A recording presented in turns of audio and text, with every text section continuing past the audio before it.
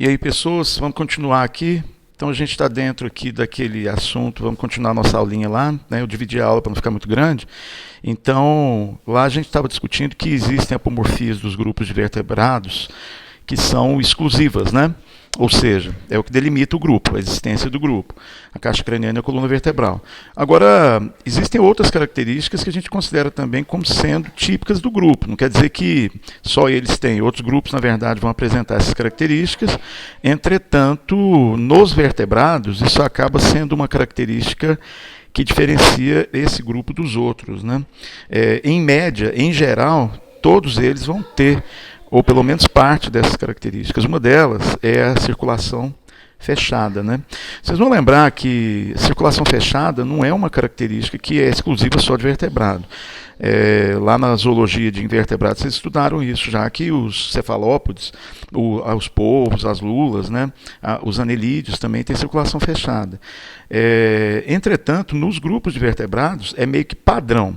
Todo grupo vertebrado vai apresentar circulação exclusivamente fechada, né? E a gente vai ver, né, no material lá do Vida dos Vertebrados, vocês vão observar que se a gente pegasse um modelo geral, né, aquele modelo que a gente usou para caracterizar os grupos de cordados, né, então veja lá, ó, a gente vai ver que uma das características que os cordados vão apresentar, e eu comentei isso lá naquela aula introdutória, quando estava falando das apomorfias dos cordados e não dos vertebrados, é que os grupos de cordados invertebrados, mesmo eles já apresentaram uma variação na anatomia. Essa variação está ligada a uma inversão, né, na estrutura, na anatomia do corpo. Lembra que o tubo nervoso ele deixa de ser ventral, né, nos invertebrados ele é na maior parte dos invertebrados ele é ventral e nos grupos de cordados ele é dorsal.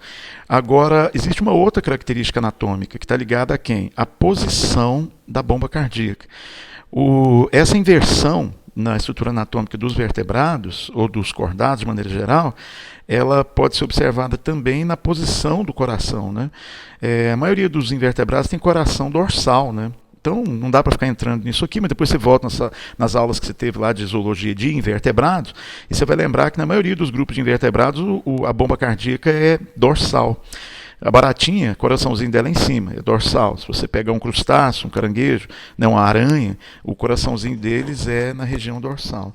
Agora, nos vertebrados, especificamente nos cordados, especificamente nos vertebrados, todos eles têm uma bomba cardíaca que ela vai ser ventral. Então, pegou um animal vertebrado, ele vai ter uma circulação fechada e a bomba cardíaca, ou seja, o coraçãozinho deles, vai estar sempre embaixo, né? Então, é uma regra. Peguei a estrutura anatômica de um vertebrado. Se eu quiser cortar o nervo principal, se eu quiser cortar a medula nervosa de um vertebrado, eu vou cortar onde? Sempre na região dorsal. Se eu quiser acessar a estrutura cardíaca de um animal vertebrado, sempre eu vou buscar onde? Eu vou procurar na região ventral do corpo. Certo? Beleza, pessoas? Pois é, professor. Mas então significa que todo vertebrado tem circulação fechada? Agora, isso pode passar a impressão de que, na verdade, há um projeto para a estrutura do vertebrado, né? Primeiro que a gente não tem como imaginar que há um projeto para um vertebrado ter desenvolvido circulação fechada, porque já era uma característica que existia em outros grupos, né? Então, tudo bem, isso por si só já demonstra que não há projeto nenhum nisso. A seleção natural, na verdade, aproveita aquilo que tá funcionando razoavelmente bem, né? E essa impressão, né, de projeto, talvez ela pudesse passar a impressão de que, se todo vertebrado tem circulação fechada, significa que a estrutura circulatória deles é a mesma, né? Não, na verdade não é. Uma estrutura circulatória fechada, ela possibilita uma pressão sanguínea, ela possibilita uma maior velocidade no carregamento de nutrientes, de oxigenação sanguínea e tudo mais. Entretanto, a gente vai ver que, né, não houve uma tendência, na verdade, de se desenvolver corações melhores ou bombas cardíacas mais eficientes. O que houve foi o seguinte, uma variação aleatória, né, na estrutura genética que possibilita o desenvolvimento da bomba cardíaca, e a seleção natural, na verdade, ela aproveitou aquilo que funcionava. Ah, não, professor, mas os corações não começaram com 2 câmaras, depois eles passaram para 3, para depois passar para 4, e aí chegar nessa câmara bonitona, que é o nosso coração de mamífero, para chegar no nosso. Não, na verdade não é isso. O que houve foi uma variação na estrutura das bombas cardíacas, que se iniciou junto com a própria derivação e variação anatômica dos grupos de animais, e o que a gente vai ver é que não há nenhum indício de que um coração de 4 câmaras, como é o que nós temos como mamíferos, ele tenha tido um propósito para poder ser atingido. Ou variações de tudo quanto é tipo, né? É muito provável que tenha existido bombas cardíacas de 10 câmaras, de 8 câmaras, de 7 câmaras e etc. Mas provavelmente são experimentos genéticos que não funcionaram muito bem, né? O que a gente vai ver é que ao longo do processo de seleção natural, algumas combinações, né, algumas estruturas, elas funcionaram razoavelmente bem, né? O que a gente vai ver nos grupos de vertebrados atuais é que houve a manutenção, né, de pelo menos 3 padrões básicos principais. Todos os grupos de vertebrados vão apresentar bombas cardíacas num sistema fechado. Entretanto, a gente vai observar que as bombas cardíacas dos peixes elas estão associadas com uma estrutura mais simples, onde a gente tem 2 câmaras, né, como você está vendo aqui, um átrio e um ventrículo, o que possibilita razoavelmente a circulação num grupo animal que tem um metabolismo mais baixo, né? Não há mal nenhum em dizer que um coração de 2 câmaras existe. Ele só não funcionaria em grupos de animais de metabolismo mais alto, né? Então, por exemplo, só para te dar um exemplo que é um pouco chocante, há alguns anos atrás deu entrada no Hospital de Base de Brasília um bebê, que esse bebê ele nasceu com uma bomba cardíaca de 2 câmaras. Aí você vai dizer, então era um bebê peixe, era o bebê Aquaman, né? Na verdade ele estava evoluindo. Não é isso. É porque é possível mutações produzirem uma integração das câmaras, né? Esse bebê nasceu com um coração de 2 câmaras. Agora, para um mamífero que tem um requerimento de pressão sanguínea mais alta, etc., o que você acha que a gente imagina que ia acontecer? Quando esse bebê deixou de usar a circulação da mãe dele e passou a usar a própria circulação do corpo dele, o coraçãozinho explodiu. Então é óbvio, né? Então pode acontecer, né, de variações ocorrerem nas bombas cardíacas. Assim como, por exemplo, eventualmente a gente ouve falar de atletas que, ao fazerem exames, né, descobriram, por exemplo, uma segunda bomba cardíaca. Não, peraí, tem gente com 2 corações? Sim, já houve casos que a anatomia avaliou e descobriu pessoas com mais de uma bomba cardíaca. Agora, não é o coração igual ao coração principal. Então, nos vasos calibrosos, por exemplo, dos membros inferiores, pode acontecer que válvulas grandes se desenvolvam. Algum tipo de mutação produz um aumento nas válvulas, por exemplo, da perna, né, na região femoral. E isso se caracteriza como uma segunda bomba, né? É um outro coraçãozinho acessório, né? Mas é uma estrutura mutante. E daí? Nada. Pode ser que você tenha nascido com isso e você nunca vai saber porque você nunca fez um exame para descobrir isso. Atletas, em geral, descobrem porque fazem exames periódicos, acaba que descobrem essas anomalias anatômicas, né? Essas mutações ocorrem e é possível ver isso em animais vertebrados e inclusive em humanos, né? Então, dizer que uma bomba cardíaca de um peixe é de 2 câmaras significa simplesmente que é uma estrutura anatômica menos derivada. Os grupos de peixes começaram a história evolutiva dos vertebrados e essa bomba cardíaca é o mínimo que possibilita o controle de fluxo sanguíneo, né? Uma estrutura que não tivesse válvula, ela não controlaria o fluxo, né? Imagine que você tivesse um líquido fechado dentro de um círculo e esse círculo tivesse um fluido que girasse dentro dele, né? É uma questão física.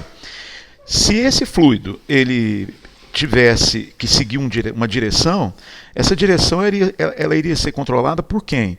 Pela própria estrutura anatômica, pelo próprio movimento do corpo, né? Imagine, por exemplo, que eu tivesse um fluido que ele está girando dentro de um tubo, né, circular, e o que controlaria para que lado que esse fluxo vai? Ué, o movimento do próprio corpo, o animal, por exemplo, se pressionar a estrutura do tubo em alguma posição. Então, suponhamos que se o animal tivesse uma pressão nesse ponto, o fluxo tenderia a ir para esse lado. Tudo bem.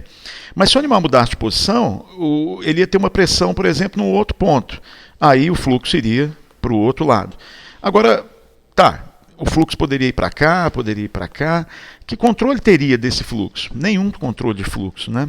Agora imagine que, absolutamente por acaso, alguns grupos de animais, dentro de um sistema de fluxo fechado, esse sistema fosse produzido com uma válvula. Essas válvulas, elas na verdade nada mais são que pequenas membranas ou partes do endotélio que podem se soltar dentro da estrutura do vaso sanguíneo. Vocês lembram das aulas de anatomia lá que vocês tiveram, que existem o endotélio, ele pode produzir pequenos prolongamentos, né? E imagine que por causa de pequenas mutações, esse fluxo, esse tubo, onde você tem um fluxo girando dentro dele, agora ele vai apresentar pequenas membranas saídas do endotélio, né? Na anatomia, vocês viram que o sistema circulatório ele é constituído por uma série de pequenas válvulas, né? Essas válvulas nada mais são que prolongamentos do endotélio. Em algumas situações elas não produzem nada, mas existem situações nas quais duas válvulas poderiam se desenvolver na mesma posição, só que opostas, né? Uma diante da outra. No momento em que essas válvulas fizessem isso aqui, elas produziriam uma situação na qual você tem um impedimento do fluxo. Então imagine, em grupos onde você tem uma pequena válvula, né, e o fluxo está girando, esse fluxo, pelo simples fato de ter a válvula, ele já tenderia a permanecer com uma pressão maior quando ele ultrapassasse esse ponto aqui. Ó. Então veja, imagine, mesmo que o animal não tivesse controle nenhum de fluxo, mas se uma pequena compressão nessa região fizesse com que o fluxo descesse, esse fluxo para baixo, ele tenderia a passar para onde? Para uma outra posição. Ele passaria para cá. Ó, tá? E ao passar para cá, ele ia se acumular aqui. Ao se acumular aqui, ele ia gerar uma pressão negativa para cá. Então, o que isso ia produzir? Isso produziria um efeito que ia fazer com que a válvula ela se fechasse aqui. Ó. Então, essa válvula fechada aqui iria aumentar o fluxo aqui e ia fazer com que automaticamente o fluxo tendesse para cá. Agora, quando esse fluxo chegasse aqui, ele ia aumentar a pressão aqui. Se o movimento continuasse no mesmo sentido, a pressão aumentada aqui iria abrir a válvula. E ao abrir a válvula, o fluxo passaria para cá. Então, olha que coisa interessante. Absolutamente por acaso, se a estrutura de um animal fosse produzida apresentando um controle de fluxo, né? Mesmo que fosse uma pequena bombinha, essa pequena bombinha ela produziria. Então veja, se eu tivesse uma situação onde eu tenho uma estrutura onde o fluxo ocorre fechado dentro de um conjunto de vasos, e nesse conjunto de vasos eu tivesse pequenas mutações produzindo uma estrutura de válvula numa posição, isso por si só geraria um controle de fluxo. Entende isso? Então, a partir do momento que esse controle de fluxo começasse a funcionar, não precisava ninguém fazer ele funcionar. Ele funcionaria automaticamente sozinho. É exatamente o que acontece com o seu coraçãozinho de mamífero, quando ele começa a bater, e a partir do momento em que ele bate, ele começa a bater sozinho. É claro que em animais derivados, como os grupos de mamíferos e outros grupos, os vertebrados, existe um mecanismo associado com o sistema nervoso que mantém, né, que auxilia a manter o batimento através de pequenos sinais nervosos, né, que fazem com que o músculo contraia. Mas o princípio é o mesmo, né? Então, dizer que a bomba cardíaca de um peixe é uma bomba cardíaca é muito simples, não quer dizer que ela é pior. Ela funciona razoavelmente bem para um fluxo de um grupo animal que tem um metabolismo extremamente baixo.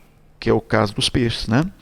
Agora, cuidado, não confunda. Dizer que os peixes têm fluxo, têm controle de fluxo baixo, que tem um sistema circulatório, metabolismo baixo, não significa dizer, na verdade, que os peixes eles são lentos, né? Professor, mas veja, um peixe é muito rápido. Eu vou tentar pegar o peixe na água, ele é rapidaço. Então o metabolismo dele tinha que ser alto. Não confunda energia com velocidade. A gente tem costume de pensar que velocidades altas têm a ver com alto gasto energético por causa que a gente pensa no carro. Então, por exemplo, um carro tem atinge velocidade alta porque ele tem um motor mais potente. Os peixes, por exemplo, têm metabolismo mais baixo, mas eles conseguem ser muito rápidos, não é por causa do metabolismo, né? Da energia que eles estão gastando. Os peixes são muito rápidos porque a anatomia deles é hidrodinâmica. A gente vai ver isso melhor depois. O corpo do peixe, ele se desloca tão fácil na água, é como se o peixe fosse liso, é como se ele fosse escorregadio. Você coloca um peixe na água, ele não precisa fazer força nenhuma. Eu costumo brincar dizendo que se um peixe der um pum, ele vai para frente, mesmo sem querer. Por quê? Porque a anatomia do peixe favorece tanto o movimento por causa da hidrodinâmica que ele tem. Então os peixes são muito rápidos, não é porque eles gastam muita energia. Eles são rápidos porque eles escorregam muito fácil na água. A bomba cardíaca dos peixes é uma bomba cardíaca simples e que consegue manter um metabolismo suficiente para um animal que gasta pouca energia. Então, como os peixes gastam muito pouco, uma bomba cardíaca de 2 câmaras funciona razoavelmente bem para um peixe, né? Então, os primeiros grupos de animais vertebrados começaram a história evolutiva com bombas cardíacas de 2 câmaras, né? Só que a gente vai ver que isso variou, né? Mutações e variações genéticas ocorreram nessas 2 câmaras, o que acabou produzindo estruturas cardíacas diferentes. Os anfíbios derivaram a partir de grupos de peixes. Os anfíbios, a gente vai ver que, do ponto de vista evolutivo, é como se eles fossem peixinhos fora da água. Há quem acredite, existem anatomistas que discutem que os anfíbios sobreviveriam razoavelmente bem com um coração de 2 câmaras, né? Mas então por que eles desenvolveram de 3? Não, desenvolveram nada de 3. Houve uma coincidência entre o efeito seletivo para grupos de peixes que já tinham capacidade de ficar fora d'água e esses grupos apresentarem bombas cardíacas que variavam. Foi como se a gente juntasse a fome com a vontade de comer. Os anfíbios descendem de grupos de peixes de uma linhagem que já tinha variações genéticas, né, que era a estrutura anatômica que permitiu perambular e andar fora da água. Depois nós vamos discutir isso melhor na evolução dos grupos terrestres. E isso coincidiu com a presença de uma bomba cardíaca de 3 câmaras, né, que é o que a gente vê na maioria dos anfíbios. 2 átrios, né, e a presença de um ventrículo. Apesar dessa bomba cardíaca ela ser um pouco mais derivada, ela ter uma anatomia um pouco mais complexa, ela não é uma bomba cardíaca de alta performance, né? O que quer dizer isso? Ela continua sendo uma bomba cardíaca semelhante a de peixe, né? Os anfíbios têm um sistema circulatório fechado muito parecido com o dos peixes, com um baixo metabolismo, né? Por isso que esses animais eles são controlados muito mais pelo ambiente do que pelo próprio metabolismo deles, né? A entropia produzida no coração de um peixe, de um anfíbio, ela é baixa, né? Quando a gente diz entropia, nós estamos falando de quê? De calor, de temperatura, né? O trabalho energético produzido pela bomba cardíaca de anfíbios e peixes produz uma quantidade de perda de calor menor. Lembra que quando nós estamos falando de energia, nós estamos falando de física básica, de entropia. Nós estamos falando de transformar. Lembre-se, segundo as leis termodinâmicas, que você estudou em algum momento lá na biofísica, independente de cálculo, você tem que lembrar que existe uma regra básica, geral.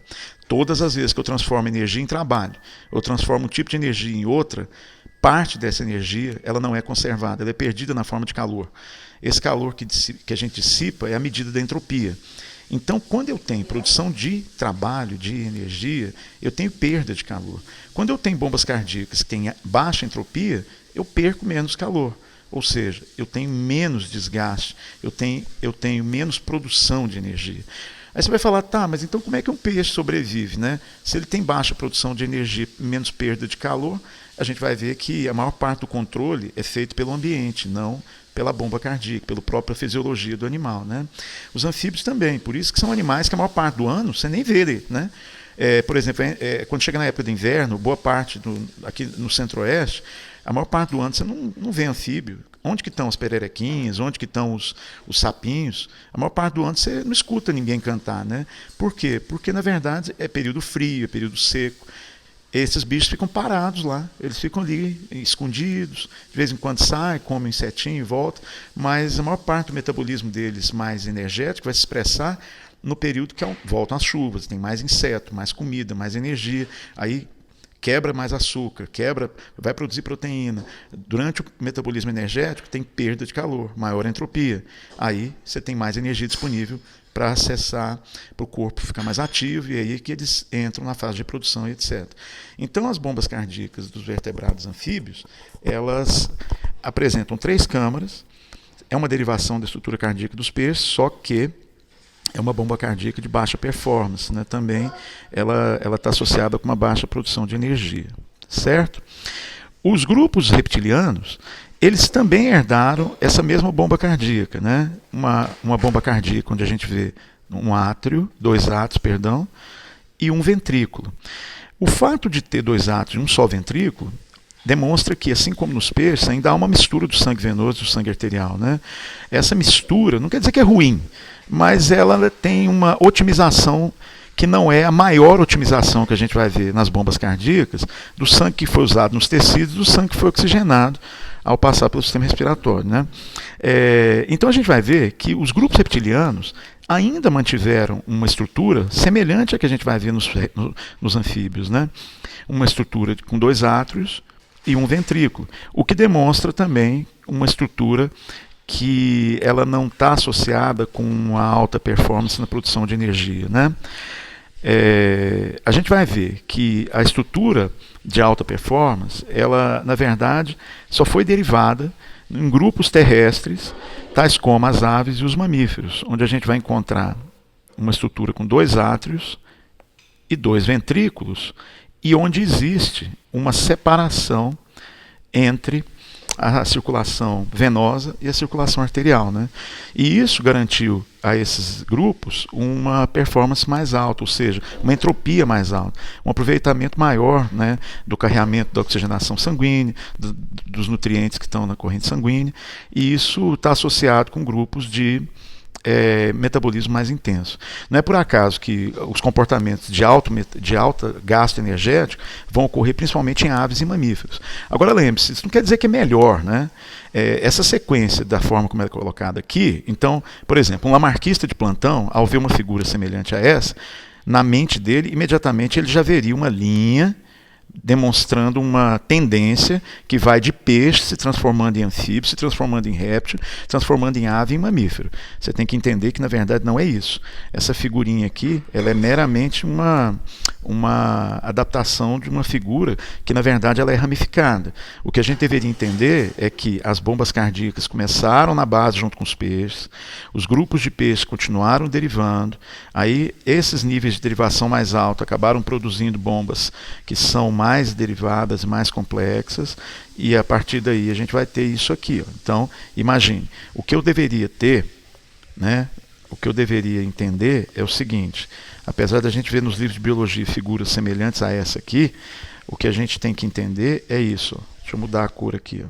Imagine que eu tenha uma árvore, e essa árvore ela tem raminhos que eles saem lá de baixo e vêm até aqui em cima. Então, os ramos lá de baixo, o que eu devo entender é isso aqui, ó. Os ramos lá de baixo vão apresentar bombas cardíacas mais antigas. Não quer dizer que é melhor e nem pior. Então, se eu pego aqui, ó, então imagine que eu tenho uma árvorezinha que ela vem daqui de baixo, né? Então, essa árvorezinha que vem lá da base, ela vai apresentar uma bomba cardíaca mais antiga, ó.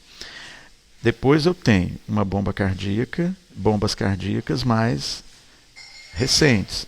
Aí eu tenho grau de derivação mais alto, onde eu tenho bombas cardíacas mais recentes, ó. Então, o que isso me demonstra? Que as bombas cardíacas de 2 câmaras e 3 câmaras, elas são mais antigas, elas se originaram primeiro. E as bombas cardíacas de 4 câmaras, elas derivaram depois que já existiu as bombas cardíacas de baixa, com baixo produção de energia, né? Então, aqui eu vou ter mais baixa entropia e aqui eu vou ter mais alta entropia. Beleza, pessoas?